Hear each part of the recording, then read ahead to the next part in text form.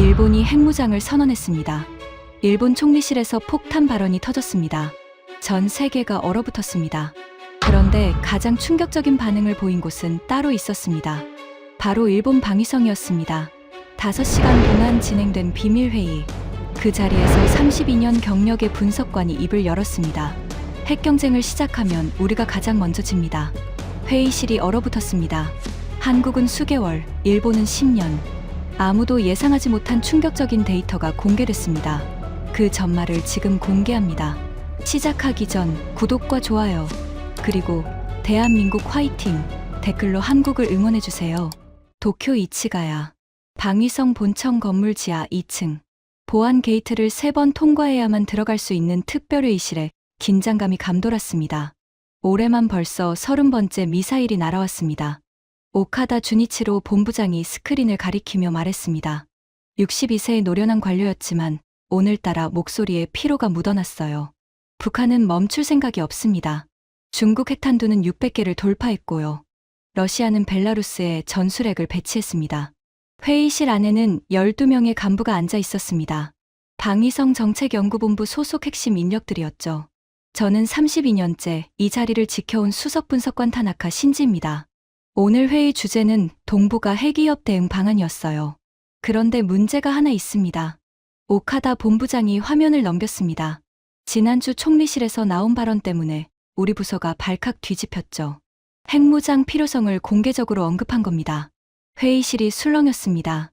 하지만 진짜 문제는 그 다음이었습니다. 본부장이 한 장의 문서를 스크린에 띄웠어요. 한국 핵무장 가능성 분석 보고서. 미국 국방부가 작성한 기밀 문서였습니다. 저는 눈을 의심했습니다. 문서 첫 페이지에 적힌 문구가 심장을 때렸거든요. 한국의 핵무장 잠재력 세계 상위 5개국. 잠깐, 한국이라고요? 하세가와 료타 과장이 코웃음을 쳤습니다. 38세의 젊은 강경파였죠. 그는 평소에도 한국에 대해 좋지 않은 시선을 숨기지 않았어요. 미국도 참 한가하네요. 한국 따위를 상위 5개국에 넣다니. 주변에서 웃음이 터졌습니다. 저도 속으로 고개를 끄덕였어요. 한국이요? 글쎄요. 우리가 신경 쓸 대상은 아니라고 생각했거든요. 그때 오카다 본부장이 손을 들었습니다. 웃을 일이 아닙니다. 회의실이 조용해졌어요. 워싱턴에서 이 보고서가 왜 나왔는지 파악해야 합니다. 타나카 수석, 오늘 브리핑 준비됐습니까? 저는 자리에서 일어났습니다. 네, 본부장님. 한국 핵잠재력에 대한 우리 자체 분석 결과를 보고드리겠습니다. 노트북을 열며 저는 자신감이 있었습니다. 32년 경력이면 충분히 정리할 수 있는 주제였거든요. 하지만 제가 몰랐던 게 있었습니다. 오늘 이 회의실에서 5시간 동안 벌어질 일이 제 인생 전체를 뒤흔들 거라는 사실을요. 제가 준비한 첫 번째 슬라이드는 동북아 핵전력 현황이었습니다. 현재 일본 주변 핵보유국 현황입니다. 스크린에 지도가 떴어요. 중국, 핵탄두 600개 이상. 5년 전 350개에서 급증했습니다. 북한, 핵탄두 추정 50개 이상. 올해만 미사일 30발 발사. 러시아, 세계 최대 핵전력. 극동의 전술핵 배치 완료. 모리 다이스케 과장이 손을 들었습니다. 45세의 미사일 방어 담당이었죠. 그래서 우리의 대응 옵션은 뭡니까? 저는 다음 슬라이드를 넘겼습니다. 현재 일본의 핵잠재력입니다. 우리는 비핵 보유국 중 유일하게 미국이 승인한 재처리 권한을 갖고 있습니다. 회의실 분위기가 달라졌어요. 자부심이 느껴지는 공기였습니다. 플루토늄 보유량 44톤. 핵탄두 6,000발 이상 제조 가능한 양입니다. 하세가와가 만족스러운 표정을 지었습니다. 역시 우리가 그냥 참고 있는 거지. 마음만 먹으면 언제든 할 수 있다는 거잖습니까? 저는 고개를 끄덕였어요. 맞습니다. HEA 로켓 성공률 98%. 미쓰비시 중공업, 도시바, 히타치의 원자력 기술. 우리는 이미 모든 준비가 되어 있습니다. 그때 이시카와 유미 분석관이 조용히 질문했습니다. 41세의 핵정책 전문가였죠. 그런데 타나카 수석님, 아까 미국 보고서에서 한국을 상위 5개국에 넣은 이유는 뭔가요?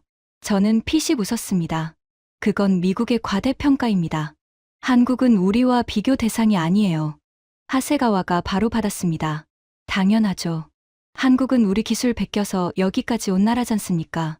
그가 손가락을 꼽기 시작했어요. 경제개발 5개년 계획, 우리 정책 복사한 겁니다. 포항제철, 야하타제철소 모델로 만들었죠. 현대중공업 조선기술, 가와사키 중공업에서 배워갔어요. 회의실 여기저기서 고개를 끄덕이는 모습이 보였습니다.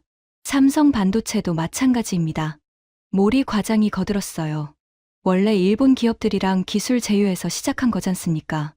자체 기술이 뭐가 있어요? 하세가와가 결론을 내렸습니다. 결국 한국은 우리를 따라하는 나라입니다. 핵기술도 마찬가지예요. 우리가 30년 앞서 있는데 뭘 걱정합니까? 저도 그 말에 동의했습니다. 하세가와 과장 말씀이 맞습니다. 한국이 핵무장을 시도한다고 해도 우리보다 최소 10년은 뒤처질 겁니다. 오카다 본부장이 고개를 끄덕였어요. 그렇다면 미국 보고서는 정치적 의도가 있는 거군요. 저는 확신에 차서 대답했습니다. 그렇게 보입니다. 한국에 대한 과대평가로 일본을 압박하려는 의도가 있는 것 같습니다. 회의실에 안도감이 퍼졌습니다. 하지만 그 순간 저는 뭔가 이상한 걸 발견했어요. 다음 슬라이드를 준비하려고 자료를 넘기다가 제 눈에 들어온 숫자 하나. 그 숫자를 보는 순간 손끝이 살짝 떨렸습니다. 잠깐. 저는 노트북 화면을 다시 들여다봤습니다. 로카쇼무라 제철이 공장 현황이라는 파일이었어요. 우리 핵잠재력의 핵심 시설에 대한 자료였죠. 그런데 숫자가 이상했습니다. 완공 예정 2026년, 착공 1993년, 연기 횟수 27회, 27번이요? 저는 눈을 비볐습니다. 33년째 짓고 있는 건가? 타나카 수석, 왜 그러십니까?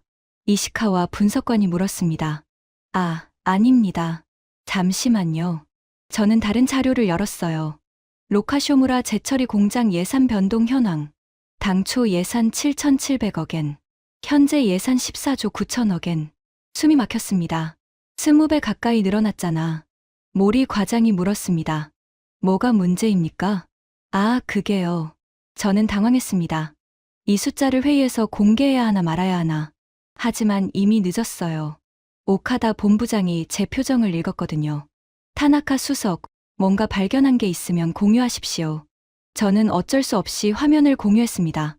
로카쇼무라 제철이 공장 현황입니다. 1993년 착공에서 현재까지 27번 연기되었습니다. 회의실이 조용해졌어요. 하세가와가 눈살을 찌푸렸습니다. 27번이요? 설마 그게 맞습니까? 저는 자료를 다시 확인했습니다. 맞습니다. 기술적 문제, 안전성 검증, 원자력 규제위원회 승인 등으로 계속 연기되고 있습니다. 오카다 본부장이 무거운 목소리로 물었어요. 그러면 지금 가동 중인 겁니까? 아닌 겁니까? 저는 솔직하게 대답했습니다. 아직 가동 전입니다. 현재 목표 시점이 내년인데 이것도 확정은 아닙니다. 뭐라고요? 하세가와가 자리에서 벌떡 일어났어요. 그러면 우리 플루토늄 44톤은 어디서 재처리한 겁니까? 저는 한참 말을 잇지 못했습니다. 그 질문에 대한 답이 제 머릿속을 복잡하게 만들었거든요. 프랑스 아레바사와 영국 셀라필드에 위탁했습니다. 회의실에 정적이 흘렀어요. 그러니까 우리가 직접 한 게 아니라는 겁니까? 모리 과장의 목소리에 당혹감이 묻어났습니다. 저는 고개를 끄덕일 수밖에 없었어요. 기술적으로 말하면 우리는 아직 독자적인 상업용 재처리를 완성하지 못했습니다. 순간 회의실 공기가 얼어붙었습니다. 아까까지 자신감에 차 있던 분위기가 완전히 달라졌어요. 하세가와가 의자에 털썩 앉으며 중얼거렸습니다. 33년이나 걸리고 있는 거야? 대체 뭘 하고 있는 거지? 저도 같은 생각이었습니다. 하지만 더 큰 문제는 따로 있었어요. 이 순간 제 머릿속에 떠오른 건 50년 전 아버지가 쓴 보고서였습니다. 저는 잠시 회의를 멈추고 창밖을 바라봤습니다. 물론 지하 회의실이라 창문은 없었지만요. 아버지 생각이 났거든요. 1973년 저희 아버지 타나카 이치로는 방위청 기술기획관이었습니다. 그의 아버지는 중요한 보고서를 하나 작성했어요. 주변국 방위산업 기술력 평가라는 제목이었죠. 어렸을 때 아버지 서재에서 그 보고서를 본 적이 있습니다. 마지막 페이지에 이런 문구가 적혀 있었어요. 한국 자체 방위산업 기술 전무. 향후 30년간 위협 가능성 없음. 아버지는 그 보고서로 승진했습니다. 하지만 50년이 지난 지금 저는 회의실에 앉아 이상한 숫자들을 마주하고 있었어요. 타나카 수석, 괜찮습니까? 이시카와 분석관이 물었습니다. 네. 잠시 딴 생각을 했습니다. 저는 다시 자료를 정리했어요. 하지만 마음 한구석이 불안했습니다. 로카쇼무라 27번 연기. 그 숫자가 자꾸 머릿속을 맴돌았거든요. 혹시 우리가 모르는 게 더 있는 건 아닐까? 저는 조용히 다른 파일을 열었습니다. 한국 핵 관련 시설 현황. 그 파일을 여는 순간 심장이 쿵 내려앉았어요. 월성 원전 사용회견료 처리 시설. 가동 중. 뭐라고? 저는 눈을 의심했습니다. 한국이 이미 해견료 처리 시설을 운영하고 있다고? 하세가와가 제 표정을 봤어요. 타나카 수석, 또 뭘 발견했습니까? 저는 대답하지 못했습니다. 손이 떨렸거든요. 50년 전 아버지가 썼던 그 문장이 머릿속을 스쳤습니다. 한국 향후 30년간 위협 가능성 없음. 30년이 아니라 50년이 지났어요. 그런데 지금 제 눈앞에 있는 자료는 완전히 다른 이야기를 하고 있었습니다. 혹시 아버지도 틀렸던 걸까? 그리고 저도 같은 실수를 하고 있는 건 아닐까? 저는 깊게 숨을 들이켰습니다. 본부장님. 네. 한국 관련 자료를 좀 더 자세히 검토해 봐야 할 것 같습니다. 오카다 본부장이 눈썹을 치켜 올렸어요. 왜요?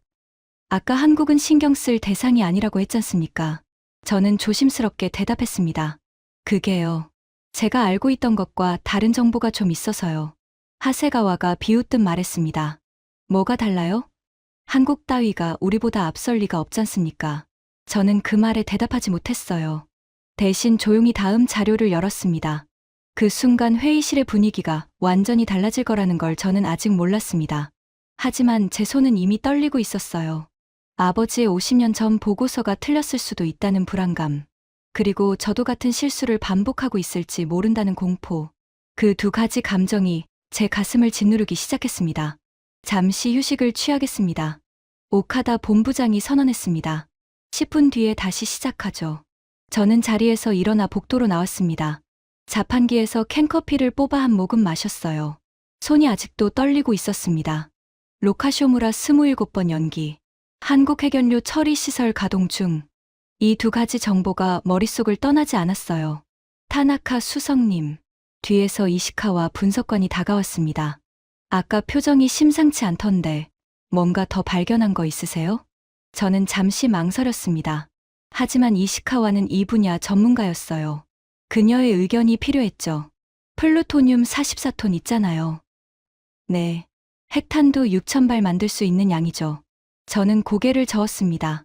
그런데 그 44톤이 다 국내에 있는 게 아니에요. 이시카와의 눈이 커졌어요. 무슨 말씀이세요? 저는 스마트폰을 꺼내 자료를 보여줬습니다. 국내 보유량은 8톤뿐입니다. 나머지 36톤은 프랑스랑 영국에 있어요. 이시카와가 숨을 멈췄습니다. 그러면 우리가 당장 쓸 수 있는 건 8톤뿐이라는 건가요?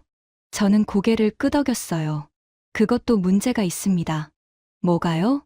이 플루토늄은 원자력 발전소에서 나온 사용회견료를 재처리한 거예요. 불순물이 많습니다. 그래서요? 핵무기용으로 쓰려면 순도 93% 이상이 필요한데 이걸 무기급으로 정제하려면 별도의 기술과 시설이 필요해요.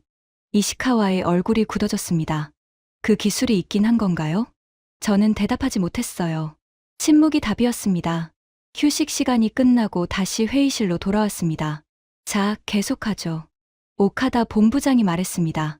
타나카 수석, 아까 로카쇼무라 이야기가 나왔는데 그래도 우리 플루토늄 44톤은 확실한 거 아닙니까? 저는 깊게 숨을 들이켰어요. 본부장님, 그 부분에 대해 추가 설명이 필요할 것 같습니다. 회의실이 조용해졌습니다. 44톤 중 국내 보유량은 8톤입니다.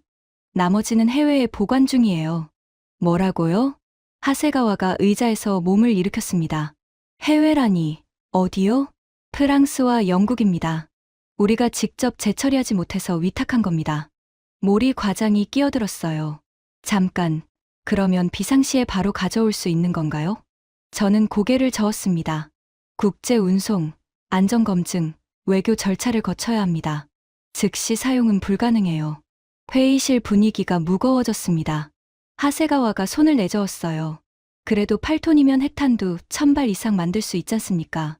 충분하지 않나요? 저는 한참 말을 잇지 못했습니다. 문제는 순도입니다. 순도요? 네. 원전에서 나온 플루토늄은 불순물이 많아요. 핵무기용으로 쓰려면 93% 이상 순도가 필요한데 이걸 정제하는 기술과 시설이 따로 필요합니다. 오카다 본부장이 물었어요. 그 기술 있습니까? 저는 솔직하게 대답했습니다. 개발해야 합니다. 회의실에 한숨 소리가 퍼졌어요. 나카무라 켄 담당이 조용히 말했습니다. 48세의 기술평가 전문가였죠. 그러니까 정리하면 이런 겁니까? 플루토늄은 있지만 대부분 해외에 있고 국내에 있는 것도 바로 쓸 수 없다. 저는 고개를 끄덕였어요. 기술적으로 보면 그렇습니다. 하세가와가 책상을 쳤습니다. 그럼 아까 6,000발 만들 수 있다는 건 뭡니까? 허풍이었어요? 저는 조심스럽게 대답했어요. 이론적으로는 가능합니다. 하지만 현실적으로 바로 실행할 수 있는 상황은 아닙니다. 회의실이 술렁였습니다. 아까까지 자신만만하던 분위기는 온데간데 없었어요. 저도 충격이었습니다. 32년간 방위성에서 일하면서 이런 세부 사항을 제대로 파악하지 못했다는 게 부끄러웠거든요. 하지만 진짜 충격은 아직 시작도 안 했습니다.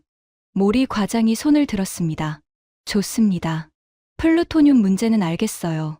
하지만 우리에겐 로켓 기술이 있지 않습니까? 그가 자신감 있게 말했어요.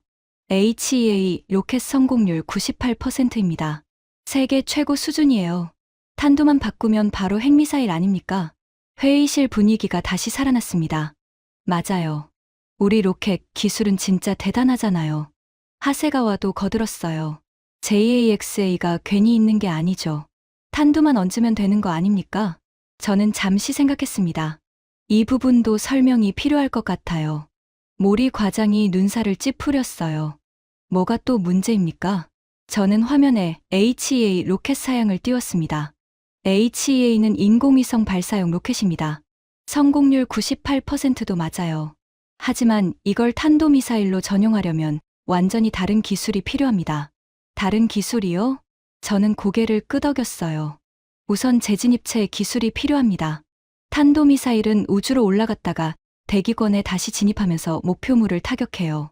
이때 마하 20 이상의 속도가 나오는데 이 속도에서 탄두가 타지 않고 목표까지 도달하게 하는 기술이 필요합니다.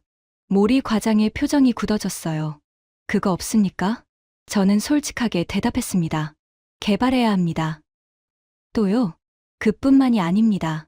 정밀 유도 시스템, 다탄두 기술, 그리고 무엇보다 핵탄두 소형화 기술이 필요해요. 핵탄두 소형화요? 네. 로켓에 실으려면 핵탄두를 작고 가볍게 만들어야 합니다. 이건 핵실험 없이는 검증이 어려운 기술이에요. 회의실이 다시 조용해졌습니다. 하세가와가 불만스럽게 말했어요. 그래서 결론이 뭡니까? 우리 로켓도 못 쓴다는 겁니까? 저는 고개를 저었습니다. 못 쓴다는 게 아니라 바로 쓸 수 없다는 겁니다. 이 모든 기술을 개발하고 검증하는데 최소 10년은 걸릴 겁니다. 10년이요? 저는 구체적인 예를 들었어요. 북한을 보세요. 첫 핵실험이 2006년이었습니다. 하지만 ICBM급 미사일 시험에 성공한 건 2017년이에요. 11년 걸렸습니다. 그것도 국제 제재 무시하고 모든 자원을 집중했는데도요. 오카다 본부장이 물었어요. 우리는 얼마나 걸릴 것 같습니까? 저는 잠시 생각했습니다. 국제사회 감시하에서 진행해야 하니까 더 오래 걸릴 겁니다. 최소 10년, 길면 15년. 회의실에 무거운 침묵이 내려앉았습니다. 나카무라 담당이 조용히 말했어요. 그러면 우리가 아무리 기술력이 있어도 핵무장까지는 10년 이상 걸린다는 겁니까? 저는 고개를 끄덕였어요. 현실적으로 그렇습니다. 하세가와가 답답한 듯 말했어요. 그래도 한국보다는 빠르지 않습니까? 걔네는 기반 기술도 없잖아요. 그 말에 저는 입을 다물었습니다. 아까 본 자료가 머릿속을 스쳤거든요. 한국 핵연료 처리 시설 가동 중. 저는 조심스럽게 입을 열었어요. 그 부분에 대해서도 확인이 필요합니다. 뭐가요? 저는 다음 자료를 열었습니다. 손이 다시 떨리기 시작했어요. 화면에 한국 원자력 시설 현황이 떴습니다. 이시카와 분석관이 먼저 반응했어요. 타나카 수석님, 이게 뭡니까? 저는 천천히 설명했습니다. 한국의 핵 관련 역량을 정리한 자료입니다. 하세가와가 코웃음을 쳤어요. 한국이요? 뭐가 있다고? 저는 첫 번째 항목을 가리켰습니다. 먼저 재처리 기술입니다. 알려진 바에 따르면 한국은 1980년대에 이미 플루토늄 추출 실험에 성공했습니다. 회의실이 술렁였어요. 뭐라고요? 1980년대요? 저는 고개를 끄덕였어요. 그리고 현재 월성 원전 부지에서 방사성 폐기물 처리 시설을 운영하고 있습니다. 방사능 물질 취급, 경험이 축적되어 있다는 뜻이에요. 하세가와의 표정이 굳어졌습니다. 잠깐, 그러면 한국도 재처리 기술이 있다는 겁니까? 저는 조심스럽게 대답했어요. 기술적 기반은 갖추고 있는 것으로 보입니다. 일부 분석에 따르면 한국의 재처리 시설이 들어서는데 수개월이면 충분하다는 평가도 있어요. 수개월이요? 모리 과장이 놀란 목소리로 물었습니다. 우리는 33년째 짓고 있는데 한국은 수개월이라고요? 저는 고개를 끄덕였어요. 이건 우리 로카쇼무라와는 상황이 다릅니다. 한국은 이미 원전 운영 경험이 풍부하고 무엇보다 원전을 수출하는 나라예요. 원전 수출이요? 네. UAE에 원전을 수출했고 최근에는 체코에도 수주했습니다. 원전 수출이 가능하다는 건 핵연료 주기 전반에 대한 기술력을 보유하고 있다는 뜻이에요. 회의실이 완전히 조용해졌습니다. 이시카와가 천천히 말했어요. 잠깐 정리해 볼게요. 우리는 재처리 시설을 33년째 짓고 있는데 한국은 이미 기술이 있고 수개월이면 시설도 가동할 수 있다. 저는 무겁게 고개를 끄덕였어요. 자료를 보면 그렇습니다. 나카무라 담당이 물었어요. 그럼 플루토늄 확보는 한국이 더 빠를 수 있다는 건가요? 저는 대답을 망설였습니다. 하지만 사실을 말해야 했어요. 현재 상황만 보면 그렇습니다. 하세가와가 책상을 쳤어요. 말도 안 돼. 한국이 우리보다 앞서 있다고요? 걔네가 뭘 가지고 있는데요? 저는 다음 슬라이드를 넘겼습니다. 그리고 더 중요한 게 있습니다. 뭔데요? 미사일입니다. 미사일이요? 저는 화면에 한국 미사일 현황을 띄웠어요. 한국은 현무 시리즈 탄도미사일을 보유하고 있습니다.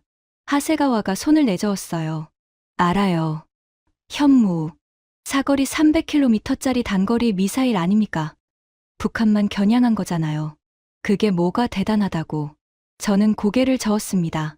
현무5입니다. 현무5요? 저는 숫자를 하나 말했어요. 탄두 중량 8톤. 회의실이 얼어붙었습니다.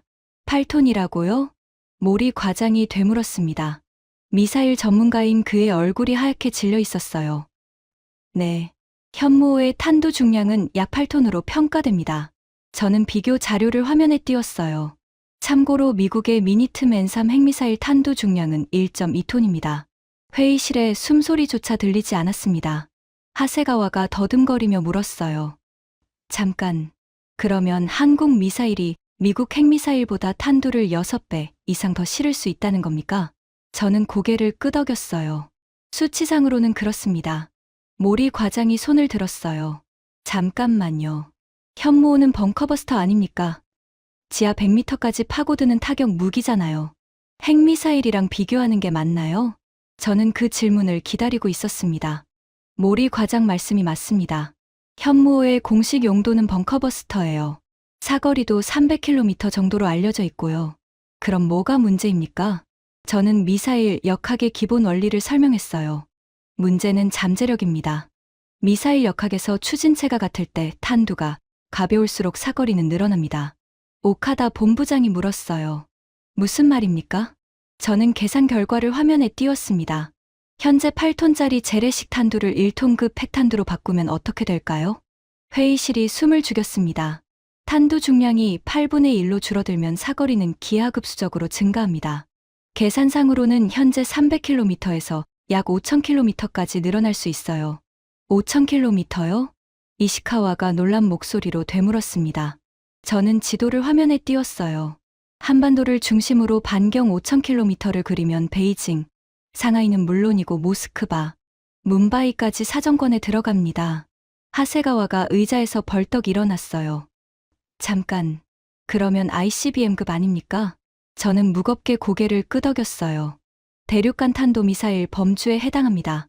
회의실에 충격이 퍼졌습니다. 나카무라 담당이 떨리는 목소리로 물었어요.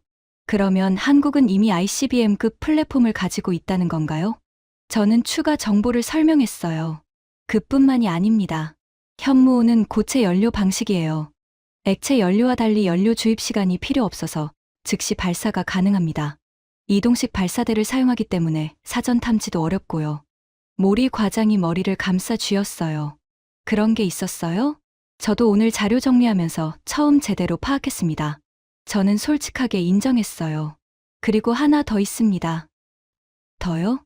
한국은 우주 발사체 누리호로 3단 로켓 기술을 이미 검증했어요. 이 기술을 탄도미사일에 적용하면 사거리를 더 늘릴 수 있습니다. 오카다 본부장이 무거운 목소리로 물었어요. 타나카 수석, 결론이 뭡니까? 저는 깊게 숨을 들이켰습니다. 분석의 영역에서 보자면 한국은 이미 ICBM에 준하는 플랫폼을 보유한 상태입니다. 재처리 기술도 있고 미사일도 있어요. 그러면 핵무장까지 얼마나 걸립니까? 저는 대답하기가 두려웠습니다. 하지만 사실을 말해야 했어요. 정치적 결정만 내려지면 수개월 내로 가능할 수 있습니다. 회의실이 완전히 얼어붙었습니다. 아까 우리는 10년 이상 걸린다고 했잖습니까? 하세가와의 목소리가 떨리고 있었어요. 저는 고개를 끄덕였어요. 네. 우리는 10년 이상, 한국은 수개월. 그게 현재 상황입니다. 순간 회의실에 정적이 흘렀습니다. 아무도 말을 하지 않았어요. 저도 입을 다물었습니다. 50년 전 아버지가 썼던 문장이 다시 머릿속을 스쳤거든요. 한국 향후 30년간 위협 가능성 없음. 아버지는 틀렸습니다. 그리고 저도 오늘까지 같은 실수를 하고 있었어요. 회의실 분위기가 완전히 가라앉았습니다. 아까까지 자신만만하던 하세가와조차 입을 다물고 있었어요. 오카다 본부장이 무거운 목소리로 말했습니다. 타나카 수석, 잠시 다른 관점에서 보죠. 한국이 핵무장을 시도하면 국제사회가 가만히 있겠습니까? 저는 고개를 끄덕였어요. 중요한 질문입니다. 그래서 외교 상황도 정리해봤습니다. 화면에 최근 동부가 외교 동향 자료가 떴어요. 지난달 중국 외교부 대변인이 독도 문제와 관련해서 한국을 지지하는 발언을 했습니다. 회의실이 술렁였어요. 뭐라고요?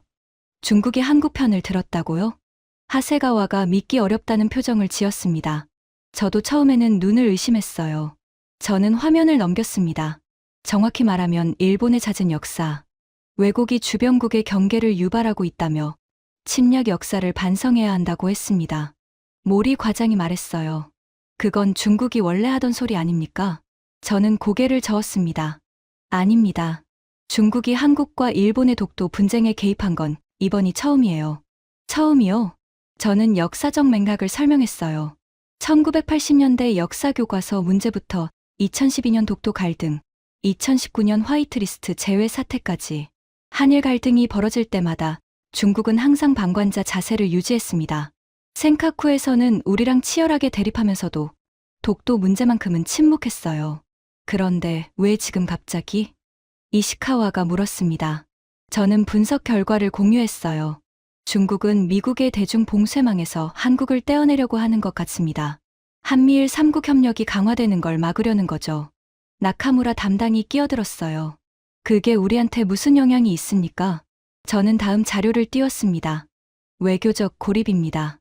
지난달 유엔 안보리에서 중국 대사가 우리 총리 발언을 시대에 역행하는 용서할 수 없는 발언이라고 공격했어요. 군국주의 부활을 허용해선 안 된다고까지 했습니다. 회의실이 무거워졌습니다. 오카다 본부장이 물었어요. 한국은 어떻게 나오고 있습니까? 저는 화면을 넘겼습니다. 가만히 있습니다. 가만히요? 네. 한중일 갈등이 심화될수록 한국에게 유리한 상황이에요. 중국은 한국을 끌어들이려고 하고 우리는 점점 고립되고 있습니다. 그러면 한국이 핵무장을 시도해도 중국이 막지 않을 수 있다는 겁니까? 하세가와의 목소리에 불안이 묻어났습니다. 저는 조심스럽게 대답했어요. 현재 외교 상황을 보면 중국이 한국 핵무장에 강하게 반대할 동기가 약해지고 있습니다. 오히려 일본 견제 카드로 활용할 가능성도 있어요. 회의실에 한숨 소리가 퍼졌습니다. 저는 추가 데이터를 보여줬어요. 경제 지표도 봐야 합니다. 올해 일본을 방문한 한국인 관광객은 824만 명으로 전년 대비 10% 증가했어요. 하지만 중국인 관광객은 56만 명으로 3% 증가에 그쳤습니다. 올해 최저 수준이에요. 무슨 의미입니까? 중국과의 관계가 얼어붙고 있다는 뜻입니다. 경제적 타격도 이미 시작됐어요. 오카다 본부장이 책상에 손을 짚었습니다. 정리해 봅시다. 지금 상황이 어떻게 된 겁니까? 저는 깊게 숨을 들이켰어요. 우리가 핵무장을 논의하기 시작하면 한국은 이미 준비된 상태에서 우리보다 먼저 완성할 수 있습니다. 외교적으로는 중국이 한국 편에 서면서 우리가 고립되고 있고요. 하세가와가 떨리는 목소리로 물었어요. 그러면 우리는 어떻게 해야 합니까? 저는 대답하지 못했습니다. 아직 결론을 내리지 못했거든요. 하지만 한 가지는 확실했어요. 아까까지 한국 따위라고 비웃던 분위기는 완전히 사라졌습니다. 회의실에는 무거운 침묵만이 남아 있었어요. 시계를 보니 회의가 시작된 지 이미 4시간이 지나 있었습니다. 창문 없는 지하 회의실이지만 밖이 어두워졌다는 걸 느낄 수 있었어요. 그리고 저는 마지막 결론을 준비해야 했습니다. 50년 전 아버지가 내린 판단, 그리고 오늘 제가 내려야 할 판단. 2개의 보고서가 머릿속에서 충돌하고 있었어요. 회의가 시작된 지 5시간이 지났습니다. 오카다 본부장이 무거운 목소리로 말했어요. 타나카 수석, 이제 결론을 내려야 할 것 같습니다. 오늘 브리핑의 최종 결론이 뭡니까? 저는 자리에서 일어났습니다. 다리가 떨렸어요. 하지만 말해야 했습니다. 본부장님, 그리고 여러분. 회의실 12명의 시선이 제게 집중됐습니다. 오늘 5시간 동안 우리는 일본의 핵잠재력을 검토했습니다. 그리고 저는 매우 불편한 결론에 도달했습니다. 하세가와가 긴장한 표정으로 저를 바라봤어요. 아까까지 한국 따위를 외치던 그의 얼굴에는 더 이상 자신감이 없었습니다. 저는 화면에 최종 비교표를 띄웠어요. 일본 vs 한국 핵무장 잠재력 비교. 재처리 기술. 일본은 33년째 시설 건설 중, 한국은 이미 기술 보유. 저는 하나씩 짚어나갔습니다. 플루토늄. 일본은 국내 8톤, 무기급 정제 기술 없음. 한국은 수개월 내 확보 가능. 회의실이 숨을 죽였어요. 탄도미사일. 일본은 보유 없음, 개발에 10년 이상 소요. 한국은 현무호 보유, ICBM급 전용 가능. 모리 과장이 고개를 떨궜습니다. 국제 환경. 일본은 중국과 갈등 심화로 고립 중. 한국은 오히려 중국의 지지 획득. 저는 잠시 말을 멈췄어요. 그리고 가장 중요한 말을 꺼냈습니다. 결론입니다. 회의실 전체가 제 입을 바라봤어요. 만약 일본이 핵무장 경쟁을 시작하면 우리가 가장 먼저 집니다. 순간 회의실에 정적이 흘렀습니다. 누구도 말을 하지 않았어요. 저는 계속했습니다. 우리는 출발선에 서는 데만 수년이 걸립니다. 비핵삼 원칙 수정, 헌법 개정, 국민 합의. 이 모든 절차를 거쳐야 해요. 그 사이 한국은 이미 결승선을 통과할 겁니다. 하세가와가 떨리는 목소리로 물었어요. 그러면 우리는 어떻게 해야 합니까? 그냥 앉아서 당하라는 겁니까? 저는 고개를 저었습니다. 아닙니다. 하지만 잘못된 경쟁을 시작하면 안 됩니다. 잘못된 경쟁이요? 저는 화면을 바꿨어요. 우리가 핵무장을 선언하는 순간 여러 가지 일이 벌어집니다. 첫째, 미국과의 원자력 협력 협정이 파기될 가능성이 높습니다.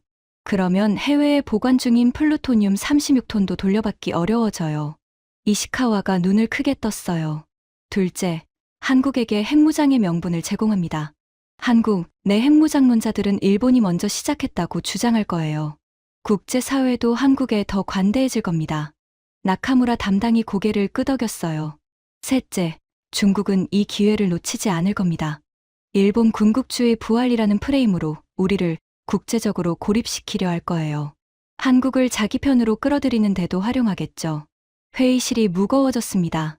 저는 마지막으로 말했어요. 핵무장 경쟁을 시작하면 우리는 가장 느리고 가장 불리한 경주를 스스로 시작하는 겁니다. 이길 수 없는 경주예요. 오카다 본부장이 무거운 목소리로 물었어요. 그러면 대안이 뭡니까? 저는 깊게 숨을 들이켰습니다. 일본이 진짜 강해지려면 무서운 나라가 되는 게 아닙니다. 회의실이 조용해졌어요. 필요한 나라가 되는 겁니다. 필요한 나라요? 저는 고개를 끄덕였어요. 1980년대를 생각해 보세요. 그때 일본이 세계 경제를 좌우했을 때 우리에게 핵무기가 있었습니까? 없었습니다. 소니의 워크맨, 도요타의 자동차, 파나소닉의 가전제품이 세계를 석권했을 때 필요했던 건 핵무기가 아니라 혁신이었어요. 모리 과장이 조용히 듣고 있었습니다. 지금도 마찬가지입니다. 도레이의 탄소 섬유, 아사히카세이의 배터리 소재, 도쿄일렉트론의 반도체 장비. 우리는 여전히 세계가 필요로 하는 기술을 가지고 있어요. 저는 목소리에 힘을 실었습니다. 문제는 이런 강점을 키우는 대신 이길 수 없는 핵무장 경쟁에 뛰어들려 한다는 겁니다. 하세가와가 고개를 숙였어요. 아까 한국 따위라고 비웃던 그가 지금은 아무 말도 하지 못했습니다. 저는 마무리했어요. 일본이 진짜 강했던 순간을 생각해 보세요. 총을 들었을 때가 아니라 총을 들지 않아도 모든 나라가 일본과 거래하고 싶어 했을 때였습니다. 회의실에 무거운 침묵이 내려앉았습니다. 핵무장은 그 신뢰를 스스로 포기하는 가장 어리석은 선택입니다. 저는 고개를 숙였어요. 이상입니다. 아무도 말을 하지 않았습니다. 시계 소리만 똑딱거리고 있었어요. 한참의 침묵 끝에 오카다 본부장이 입을 열었습니다. 타나카 수석. 네, 본부장님. 오늘 브리핑, 솔직히 듣기 불편했습니다. 저는 고개를 숙였어요. 죄송합니다. 하지만 본부장이 고개를 저었습니다. 아니, 사과할 필요 없어요. 불편한 진실을 말해준 거니까. 회의실 분위기가 미묘하게 바뀌었습니다. 오카다 본부장이 천천히 말했어요. 나도 젊었을 때 한국을 우습게 봤습니다. 우리가 가르쳐준 것들로 겨우 먹고 사는 나라라고 생각했죠. 하세가와가 고개를 들었어요. 그런데 오늘 타나카 수석의 브리핑을 들으면서 깨달았습니다. 우리가 멈춰 있는 동안 그들은 달렸어요. 본부장의 목소리에 쓸쓸함이 묻어났습니다. 저는 그 순간 아버지 생각이 났어요. 본부장님. 네, 저는 개인적인 이야기를 하나 해도 되겠습니까? 오카다 본부장이 고개를 끄덕였어요. 저는 천천히 말을 시작했습니다. 제 아버지는 1973년에 방위청 기술기획관이었습니다. 회의실이 조용해졌어요. 그의 아버지는 주변국 방위산업 기술력 평가라는 보고서를 작성했어요. 거기 마지막 페이지에 이렇게 적혀 있었습니다. 저는 그 문장을 읊었어요. 한국 자체 방위산업 기술 전무. 향후 30년간 위협 가능성 없음. 회의실에 한숨 소리가 퍼졌습니다. 아버지는 그 보고서로 승진했습니다. 그리고 평생 그 판단이 옳았다고 믿으셨어요. 저는 잠시 말을 멈췄어요. 50년이 지났습니다. 그리고 오늘 저는 이 회의실에서 정반대의 보고서를 작성해야 했습니다. 이시카와의 눈가가 붉어졌어요. 한국 핵무장 잠재력 세계 상위권. 일본보다 최소 10년 앞섬. 저는 쓴웃음을 지었습니다. 아버지가 살아 계셨다면 이 보고서를 어떻게 받아들이셨을까요? 회의실에 무거운 침묵이 흘렀습니다. 저는 창문 없는 벽을 바라보며 말했어요.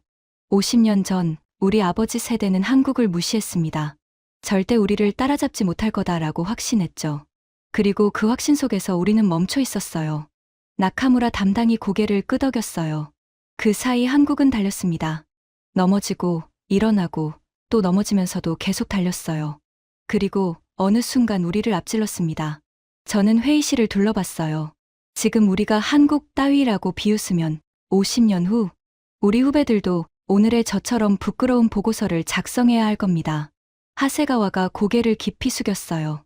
그의 어깨가 작게 떨리고 있었습니다. 오카다 본부장이 천천히 일어섰어요. 타나카 수석. 네, 본부장님. 오늘 브리핑 잘 들었습니다. 본부장이 회의실을 둘러봤어요. 우리 모두 불편했을 겁니다. 하지만 불편한 진실을 외면하면 더 큰 대가를 치르게 돼요. 그가 저를 바라봤습니다. 이 보고서 총리실에 올리겠습니다. 핵무장 논의에 대한 현실적인 평가로서요. 저는 고개를 숙였어요. 감사합니다. 오카다 본부장이 마지막으로 말했습니다. 우리가 해야 할 일은 이길 수 없는 경쟁에 뛰어드는 게 아닙니다. 우리만이 할 수 있는 일을 찾는 거예요. 회의실에 고개를 끄덕이는 사람들이 보였습니다. 본부장이 회의 종료를 선언했어요. 오늘 회의는 여기까지입니다. 모두 수고했습니다. 하나둘 자리에서 일어나는 사람들. 저는 가만히 앉아 있었어요. 타나카 수석님, 이시카와 분석관이 다가왔습니다. 오늘 브리핑 정말 인상 깊었어요. 용기 있는 발표였습니다. 저는 쓴웃음을 지었어요. 용기라기보다는 더 이상 외면할 수 없었던 거예요. 그녀가 고개를 끄덕였습니다. 저도 오늘 많이 배웠습니다. 감사합니다. 이시카와가 회의실을 나갔어요. 마지막으로 남은 건 하세가와였습니다. 그가 제 앞에 섰어요. 타나카 수석님. 네, 아까 제가 한 말 죄송합니다. 그의 목소리가 낮게 가라앉아 있었어요. 한국 따위라고 했는데 제가 틀렸습니다. 저는 고개를 저었어요. 하세가와 과장만 틀린 게 아닙니다. 저도 오늘 아침까지는 같은 생각이었어요. 그가 쓴웃음을 지었어요. 앞으로 어떻게 해야 할까요? 저는 잠시 생각했습니다. 경쟁 상대로 보지 말고 거울로 봐야 할 것 같습니다. 거울이요? 네. 그들이 어떻게 여기까지 왔는지, 우리는 왜 멈춰 있었는지, 그걸 직시해야 해요. 하세가와가 고개를 끄덕였어요. 알겠습니다. 그가 회의실을 나갔습니다. 저는 혼자 남았어요. 텅 빈 회의실. 스크린에는 아직 마지막 슬라이드가 떠 있었습니다. 한국 핵무장 잠재력 세계 상위권. 저는 그 문장을 한참 바라봤어요. 그리고 조용히 노트북을 닫았습니다. 50년 전 아버지의 보고서, 그리고 오늘 제 보고서. 두 보고서 사이에 놓인 50년의 시간. 그 시간 동안 우리는 무엇을 했을까요? 저는 회의실을 나서며 생각했습니다. 아버지, 죄송합니다. 아버지의 판단이 틀렸다고 말해야 했어요. 복도를 걸으며 창밖을 봤습니다. 도쿄의 밤하늘에 별이 떠 있었어요. 하지만 아직 늦지 않았습니다. 우리가 무서운 나라가 아닌 필요한 나라가 된다면, 총을 들지 않아도 모두가 우리와 함께하고 싶어하는 나라가 된다면, 그때 비로소 우리는 진짜 강해질 수 있을 겁니다. 저는 주머니에서 핸드폰을 꺼냈어요. 아버지 영정사진이 배경화면에 있었습니다. 아버지, 저는 오늘 다른 길을 선택했습니다. 그 길이 맞는지는 아직 모르겠어요. 하지만 적어도 50년 후에 후배들이 부끄러워하지 않을 보고서를 쓰고 싶었습니다. 저는 방위성 건물을 나섰습니다. 도쿄의 밤 공기가 차가웠어요. 하지만 마음은 조금 가벼워진 것 같았습니다. 여러분, 지금까지 일본 방위성에서 벌어진 5시간의 회의를 들려드렸습니다. 어떠셨나요? 한국 따위를 외치던 일본 관료들이 데이터 앞에서 하나둘 침묵하는 모습, 그리고 50년 전 아버지의 판단이 틀렸음을 인정해야 했던 한 분석관의 이야기. 이 이야기가 주는 교훈은 간단합니다. 자만은 가장 위험한 적입니다. 상대를 무시하는 순간, 우리는 이미 지고 있는 거예요. 반대로, 겸손하게 현실을 직시하고 꾸준히 노력하는 자가 결국 승리합니다. 한국이 그랬듯이요. 이 영상이 도움이 되셨다면 좋아요와 구독 부탁드립니다. 여러분의 응원이 저희에게 큰 힘이 됩니다. 다음에도 더 흥미로운 이야기로 찾아뵙겠습니다. 지금까지 터칭 스토리였습니다. 감사합니다.